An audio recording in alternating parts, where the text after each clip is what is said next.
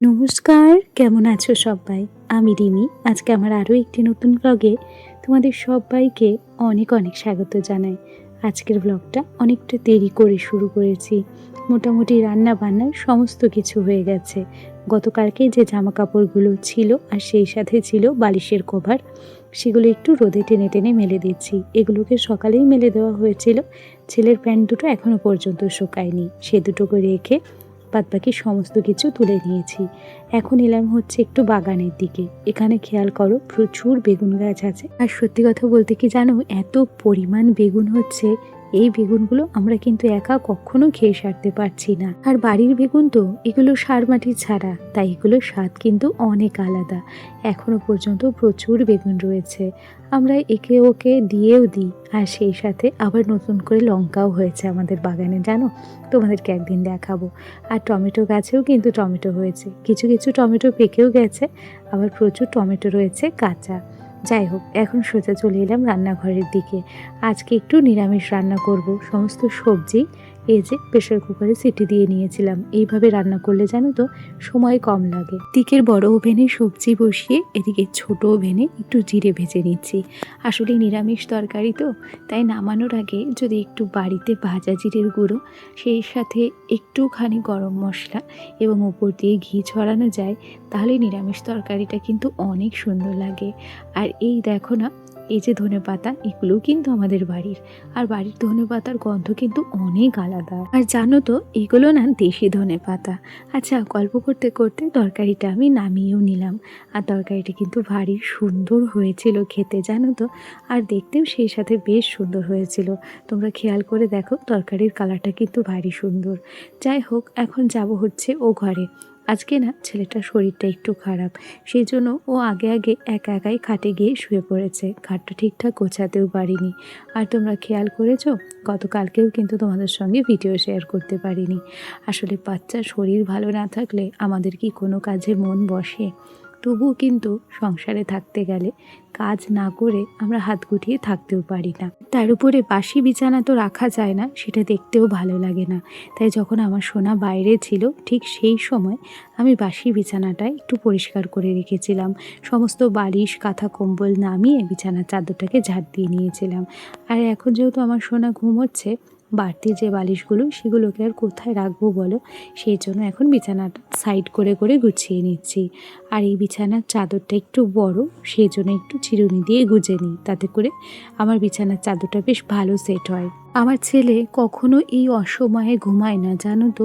ওর শরীরটা বেশ ভালোই খারাপ, সেই জন্য সকাল এখন ওই মোটামুটি কটা মতো বাজে আমার খেয়ালও নেই, ও ঘুমিয়ে গেছে। ও দুপুরবেলা 1টা কিংবা 1:30টার দিকে ঘুমোয়, আর ওঠে সেই 4টেয়। ওর আবার 4:30টায় পড়া থাকে। তবে এখন দেখছি কয়েকদিন শরীরটা যেহেতু ওর অসুস্থ আর সেই সাথে প্রচুর ক্লান্ত, সেই জন্য না ও যখন তখনই ঘুমিয়ে পড়ছে। আর জ্বরটা তো আসা যাওয়া করছে, যখন বেশি পরিমাণে জ্বর চলে আসছে তখনও নিজের থেকেই ঘুমিয়ে যাচ্ছে। যাই হোক, আমি জানি না যে কবে ওর শরীরটা ভালো হবে, তবে আগের থেকে মোটামুটি ও অনেকটাই ভালো আছে। ওকে বিভিন্ন রকমের ওষুধ দেওয়া হয়েছে, সেই সাথে ভিটামিন দেওয়া হয়েছে, আর সেই সাথে রক্তের ওষুধও দেওয়া হয়েছে। দেখা যাক, এগুলো কন্টিনিউ খাওয়াতে থাকি। আর তার উপরে দিয়েছে একটা প্রোটিন পাউডার। এখন বর্তমানে পিডিয়াশিওরের পরিবর্তে আমার ছেলে ওই প্রোটিন পাউডারটাই খাচ্ছে। তবে জানো তো, মাঝে মধ্যে ওকে আমি পিডিয়াশিওরও দিই। আসলে বাচ্চার মা হয়েছে তো, চারিদিকে খেয়াল রাখতে হয়। কি করলে ছেলেটা ভালো থাকবে, কোনটা করলে ও ভালো খাবে, সেই সমস্ত চিন্তা ভাবনা এখন নিজে থেকে মনের মধ্যে চলে আসে। আর ওর ভালো লাগা এবং ওর ভালোবাসার মধ্যেই আমি সব কিছু খুঁজে পাই। মা হওয়ার পর জীবনটা কেমন যেন চেঞ্জ হয়ে যায়, তাই না? বাচ্চার ভালো লাগার মধ্যেই আমরা সব কিছু ফিরে পাই। যাই হোক, চলো, গল্প করতে করতে আমি কিন্তু আলনাটাকে সুন্দর করে গুছিয়ে নিয়েছি। আর এখন এই কম্বলটাকে ভাঁজ করে রাখছি। এখন ভাবছো তো যে এত গরমেও কম্বল কেন ভাঁজ করে রাখছি? ওই যে বললাম ছেলের জ্বর এসেছিল গতকাল রাত্রে, সেই জন্য কম্বলটাকে আবার বার করতে হয়েছিল। আর এখন যেহেতু প্রচুর গরম পড়ে গেছে, তাই কম্বলটাকে ভাঁজ করে একেবারে আলমারির মধ্যে ভরে রাখবো। তবে এই মোটা কম্বল পরিষ্কার করা যে কত ঝামেলা, ভাবছি এবার কম্বলটাকে ড্রাই ওয়াশ করতে দেবো। আচ্ছা, ব্লগের শুরুতে যে বালিশের কভারগুলো তুলতে দেখলে, এখন আমি সেগুলোকে একটু ভাঁজ করে নিচ্ছি। আর এই সাদা বালিশের কভারের মধ্যে তো আমার মশারি থাকে, আর সেই মশারিটাকেও কিন্তু এখন বালিশের কভারের মধ্যে ভাঁজ করে রেখে দিলাম। এখন এই টুকটাক কাজগুলো করব, সেই সাথে ছেলেটার খেয়ালও রাখতে হবে। তবে যত তাড়াতাড়ি সম্ভব ঘরের কাজগুলো করে নিতে চাইছি। যেহেতু এখন বিমান ঘুমোচ্ছে, তাই ও ঘুমিয়ে থাকতে থাকতে সমস্ত কাজ কমপ্লিট করে নেব। আর ও উঠলে বাদবাকি সময়টা কিন্তু ওকেই দেব। ওকে খাওয়াতে হবে, স্নান করাতে হবে, আর সেই সাথে রয়েছে আরও বাইরের কাজ। কাজ বলতে শুধুমাত্র যে ঘরের কাজ আমাদের থাকে তা কিন্তু নয়, সেই সাথে বাইরেরও প্রচুর কাজকর্ম থাকে। তবে সব কাজ তো তোমাদের সঙ্গে শেয়ার করা হয় না, বেছে বেছে কিছু কাজই তোমাদের সঙ্গে শেয়ার করা হয়। আচ্ছা, ভিডিওর এই পর্যায়ে এসে একটা কথা বলি, আমার যে সমস্ত বন্ধুরা প্রথম থেকে আমার সাথে আছো, পাশে আছো, তোমাদেরকে অসংখ্য ধন্যবাদ জানাচ্ছি।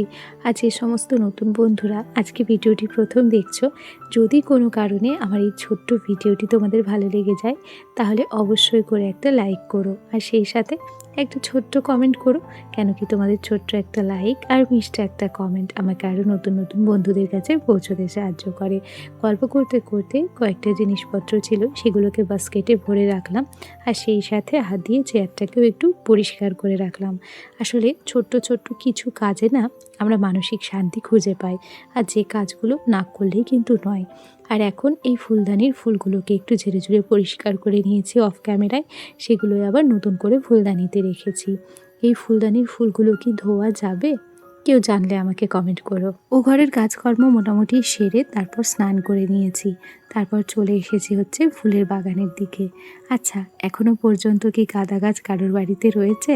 আমাদের বাড়িতেও নেই, তবে এই ভিডিও ক্লিপটা আমার মোটামুটি বেশ কয়েকদিন আগের ছিল। ফুলগুলো দিয়ে আমি সুন্দর করে ঠাকুরকে পুজো দিয়ে নিয়েছিলাম। গোটা শীতকালটা ভর নানান রকম ফুল থাকে, তখন পুজো দিতে এবং সিংহাসন সাজাতেও অতটা সমস্যা হয় না।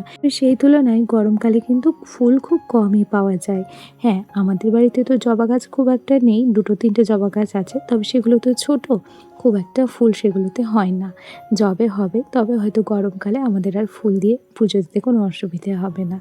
যাই হোক, এখন হচ্ছে বিকেলবেলা, যেহেতু ছেলেটার শরীর খারাপ, তাই আমার মা বাবা আসবে দেখতে। এখনও পর্যন্ত তারা এসে পৌঁছায়নি, এই মোটামুটি মিনিট 5-এর মধ্যেই ঢুকবে। তবে তার আগেই না আমি সমস্ত প্রস্তুতি শুরু করে দিয়েছি। ওদিকে দুধ চা বসিয়েছি, আর এখানে কিছু পাউরুটি সেঁকে নিচ্ছি, দুধ চায়ের সঙ্গে পাউরুটি দেব। আর সেই সাথে দেখা যাক আর কি ব্যবস্থা করতে পারি। আসলে কি, আগে থেকে তো বাবা আমাকে কিছু বলেনি, আমি জানতামও না, হঠাৎ করেই ফোন করেছে।